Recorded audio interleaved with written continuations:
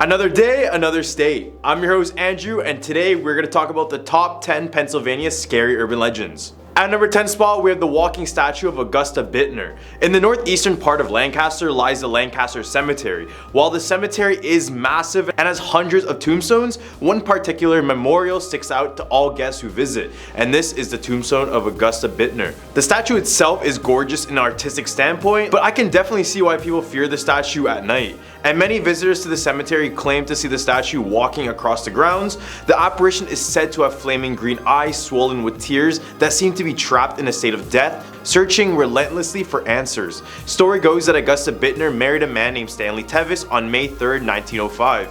They would eventually move to Philadelphia, where Augusta gave birth to their first daughter, Sylvia. Everything seemed to be going well until their first anniversary. Augusta fell ill to typhoid and passed a horrible death. So basically within 13 months, Augusta married, had a baby, and passed away. Her parents then spent a fortune on her tombstone, and over 100 years later, it's still standing strong and beautiful. Except for the fact it walks around crying. Yeah, no thanks. At a number 9 spot, we have the Clifton 5 Theater. This place was built in the mid 1850s and is still running to this day. The Clifton 5 Theater, formerly known as a Hunting Dawn Opera House, was so large that the street level had to be raised a total of 4 feet to accommodate it. And it was also a place where Freemasons would have meetings in secret. It wasn't until 1901 where the largest fire in Huntington's history burned down the theater. This fire saw the end of at least one person.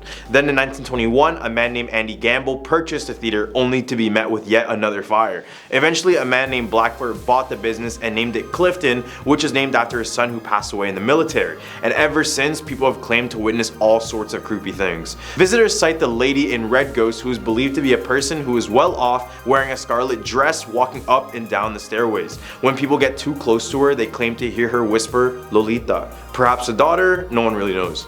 At number 8 spot, we have the house on Ridge Avenue. In the north side of Pittsburgh lies in what is known as the house the devil built. The house is actually 1129 Ridge Avenue and known as the Conglier House. It was built in the 1860s by Charles Conglier, who lived in the house with his wife Lida and their maid Essie. The maid and Charles would be having a secret affair, and soon after, the wife overheard what was happening, so she collected a knife and proceeded to murder the two. She would be found later humming lullabies as she rocked on her chair. Then in 1900, Dr. Adolph purchased a home. One day the neighbors heard a woman screaming in the house and called the police. Once the cops arrived, the doctor was nowhere to be found, but instead there was only a body of a woman with no head. Then a single mother and her 5 children lived there in the 1920s, until a nearby natural gas tank exploded and killed the mother, causing the 5 children to be left abandoned. Although the tale is said to be fabricated, many of these stories are actually true. At number 7, we have the Squonk. When I saw this guy, I couldn't help but laugh. And the only reason I added him on this list was because he was a mythical creature, and come on, he's terrifyingly cute and ugly at the same time. The Squonk is a pig hybrid that almost has decaying skin that is covered in warts. Its tusks are yellow and crooked with cauliflower ears, looking like any MMA fighter. It appears to be crying because it just thinks it's ugly, which is just so freaking sad. I kinda wanna just give it a hug. Except if you try, hunters claim that the creature turns into a puddle of tears. A man named J.P. Wentling was said to have captured the Squonk in a bag, but once he went to go show everyone, the thing that remained was only the liquid of the creature. Some believe the Squonks can predict the future and will accept something in exchange for this. However, since they are pessimistic creatures, only the bad parts of your future will be mentioned. So this is basically like having a fortune teller who just hates their life. At number 6 spot, with albowitch. In the forest of Columbia, Pennsylvania is a 4-foot tall hairy creature known as the albowitch. Their name is just short for apple snitch, since they are known to be snatching apples left and right like they're trying to miss a day at the doctor's. People who walk along the Susquehanna River claim to have these small creatures violently throw apples at them to push them away from their homes. Their homes are said to be on top of the treetops, where they would only come down to gather apples. These hairy humanoids are often mistaken as Bigfoot, since they're also reported around the area. What if these guys are just Bigfoot children? This would explain their small stature at least. Despite the fact that these creatures are not likely to cause death, getting apples thrown at you aggressively doesn't sound too appealing either. In the hump of our list, we have the Appalachian Trail. From Maine all the way to Georgia, the Appalachian Trail is a 2,200-mile stretch that is also the longest hiking only trail in the world. This place is known for its beauty. Every mile is filled with fresh sights and breathtaking views. But when you have this much of inhabited land, some things are bound to happen to those visiting the area. Many hikers who have trekked this path have shared their haunting stories online for those to see, and it's crazy the amount of stories I read. So many it almost seems like it isn't a coincidence. Some have mentioned encountering the mountain people while on their hike, saying that they protect their camps with extreme violence and they have a tent-like city within these trails.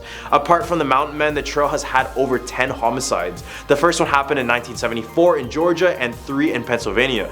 Then in 1990, a double murder took place at the top of Cove Mountain located within Pennsylvania. A young 25 and 26-year-old couple was shot and stabbed to death by a wanted criminal. The details of this crime are horrific, so I probably won't mention the specifics here. At a number 4 spot, we have No Face Charlie. If you grew up in the 1950s and 60s in western Pennsylvania, chances are you heard the legend of the Green Man or No Face Charlie. The legend says that No Face Charlie would stalk the remote streets at night and sometimes chase others away from him. No disrespect, but if I saw him at night, I would definitely be running the other way. No Face Charlie was actually based on a real man named Raymond Robinson. His story is pretty tragic.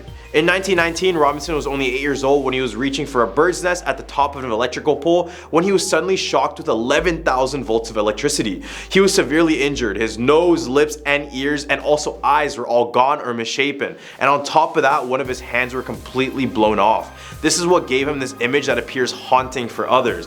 Raymond was in fact a really kind and friendly individual, but others feared him and will give him this negative stigma regardless of how he really was on the inside.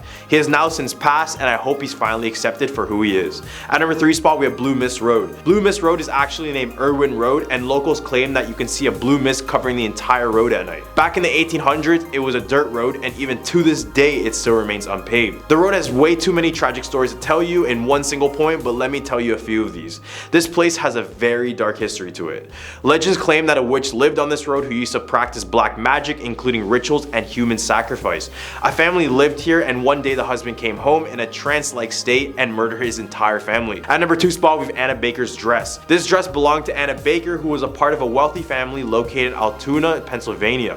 They would reside in what is known now as the Baker Mansion in 1849. The same year, Anna fell in love with a man and planned to get married, but her father Elias was like, no, that's not happening. It's believed he said no because he was part of a different social class. He didn't want this marriage to happen so bad he even got the man banished from the town.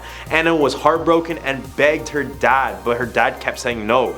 She then went out of her way to buy her own dress, the one in the photo, and showed her father, and he was still very adamant on the decision to say no. So in spite of her father, she was never married even after his death. Fast forward to 1922, all the members of the Baker family passed away, and the mansion had been bought up by the Blair County Historical Society and turned into a museum. In the museum, guests report seeing the glass of the dress being shaken violently. Others report seeing a woman apparition in a black dress staring into this display. Perhaps it's Anna from the grave, but we'll never know. At number 1 spot, we have the Devil's Road. Yup, nothing good about this one. Night Shyamalan filmed his 2004 horror film The Village in a nearby field because this creepy area just north of the Delaware border is so infused with ghostly tales. Rumor has it that a white house hidden in the wood on Devil's Road, officially named Cosart Road, was home to the family of the DuPonts, a wealthy family who resorted to inbreeding to keep their fortune within the family. The cult house, as it was known, was used to perform incestuous marriages and to conceal deformed offspring. The trees in the area have a dramatic bend away from the house, as if they're attempting to flee away from it. Well, these are the top 10 Pennsylvania scary urban legends. What state should we do next? Leave a comment down below, like and subscribe. I'm your host Andrew, and I hope you guys have a scary day.